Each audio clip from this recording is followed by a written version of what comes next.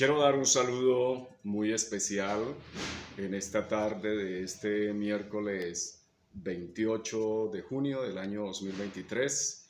Quiero saludar a todos mis hermanos, la Iglesia Discípulos de Cristo de Colombia, mis hermanos que escuchan nuestra predicación que emitimos para toda Colombia y también nos escuchan en otros países. Ustedes que están en las diferentes latitudes, reciban hoy un saludo muy cordial en el amor santo de nuestro Salvador Jesucristo y estrechando nuestras manos, nuestros lazos, nuestro corazón con ustedes, la iglesia, por querer juntos compartir y ser edificados por la bendita palabra de nuestro Dios. Yo quiero pedirles, mis hermanos, que hoy vayamos a la Santa Escritura. Estamos estudiando el Evangelio de San Mateo. Hoy vamos al capítulo 21, versículos 23 al 27. Y donde usted esté, por favor, lea conmigo lo que dice la palabra del Señor.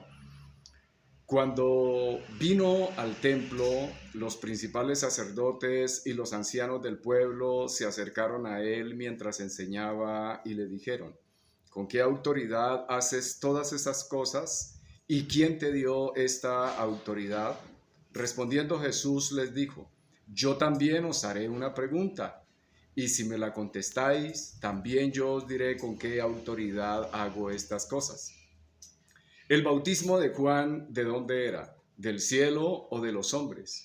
Ellos entonces discutían entre sí diciendo: si decimos del cielo, nos dirá: ¿por qué pues no le creíste? Y si decimos de los hombres, tenemos al pueblo, porque todos tienen a Juan por profeta.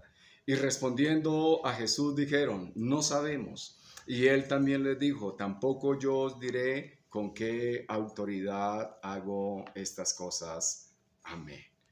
Mis amados hermanos, nos disponemos primeramente en las manos del Señor Jesucristo, habiendo orado y habiendo pedido toda gracia y toda dirección del Espíritu Santo para poder hablar hoy de esta santa palabra.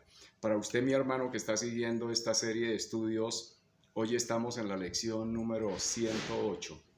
Son 108 predicaciones que hemos compartido sobre el Evangelio de San Mateo y el título del sermón para este día es La autoridad de Jesús. Y creyendo que es el Señor el que nos guía para este estudio, vamos a ver a continuación que encontraremos un suceso ocurrido el día siguiente de la purificación del templo. Es decir, esto ocurrió al otro día de que el Señor hubiera echado fuera a todos aquellos que estaban vendiendo, cambiando y haciendo del templo de Dios una cueva de ladrones y una casa de mercado. El Señor Jesucristo va a confrontar a los principales sacerdotes, a los escribas y a los ancianos del pueblo con su propia autoridad como Dios. La misma dirección y el contexto del pasaje nos va a hablar de la autoridad del Señor Jesucristo. Si el Señor Jesucristo hacía todas estas cosas es porque las hace con su autoridad de Dios.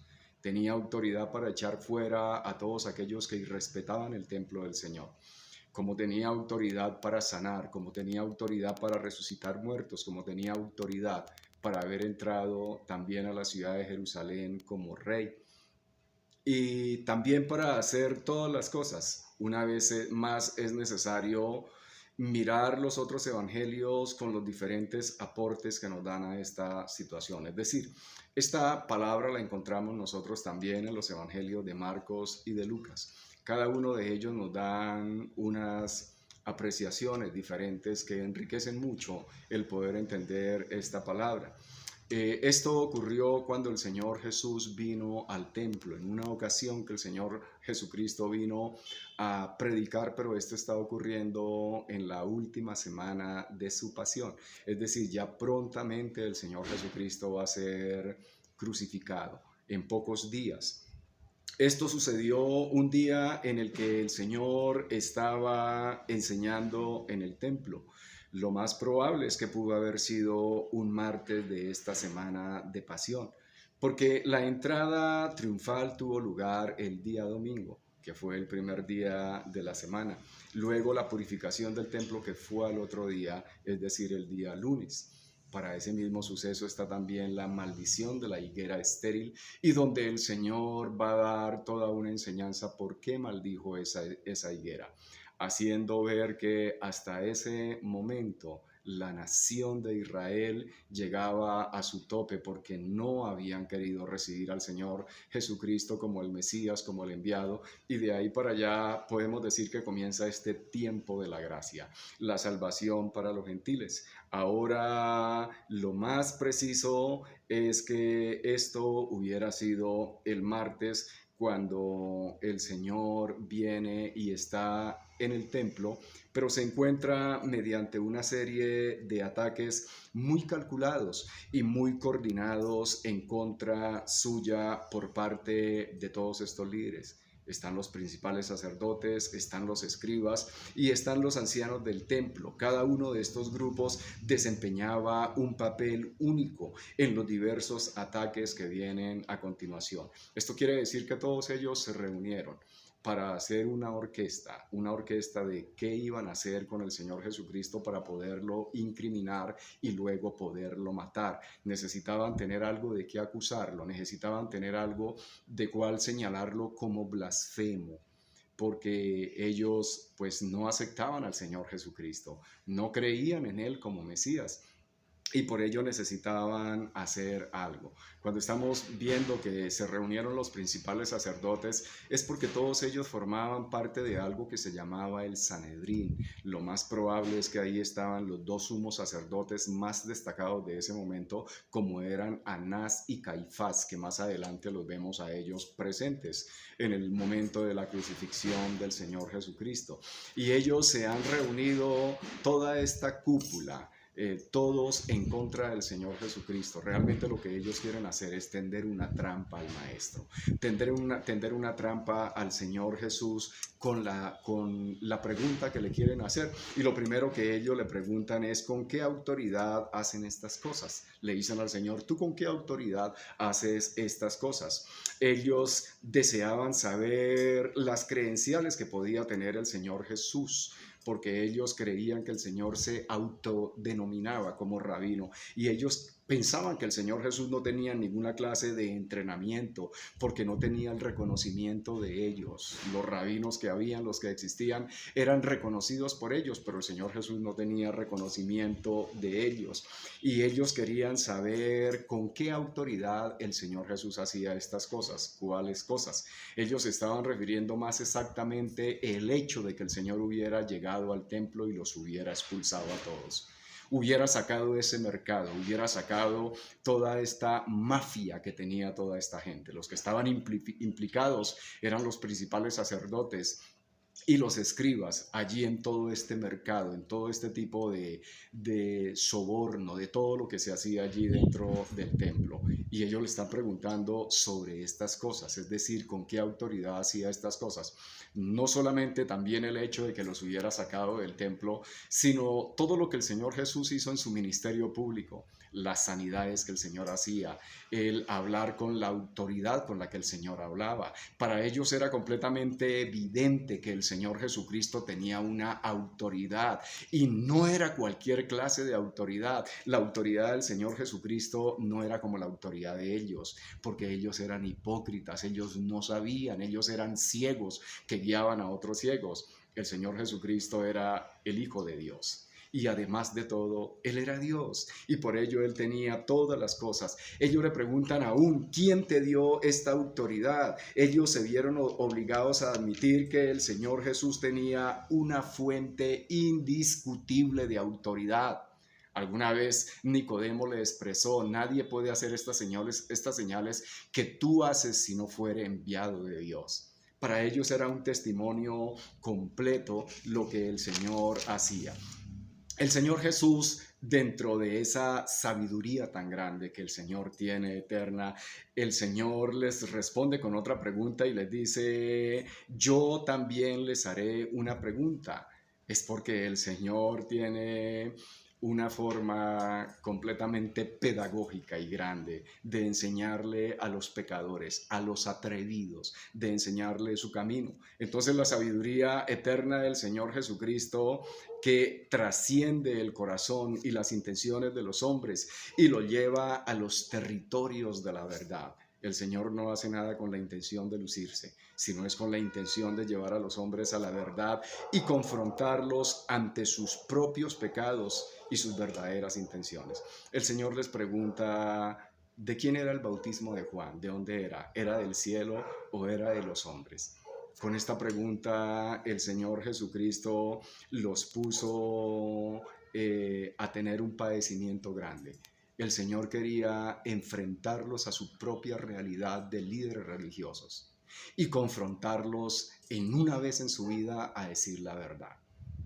Solamente tenían dos alternativas de respuesta con la pregunta que el Señor le hace, si el bautismo de Juan era de Dios o era venida del cielo o era de los hombres.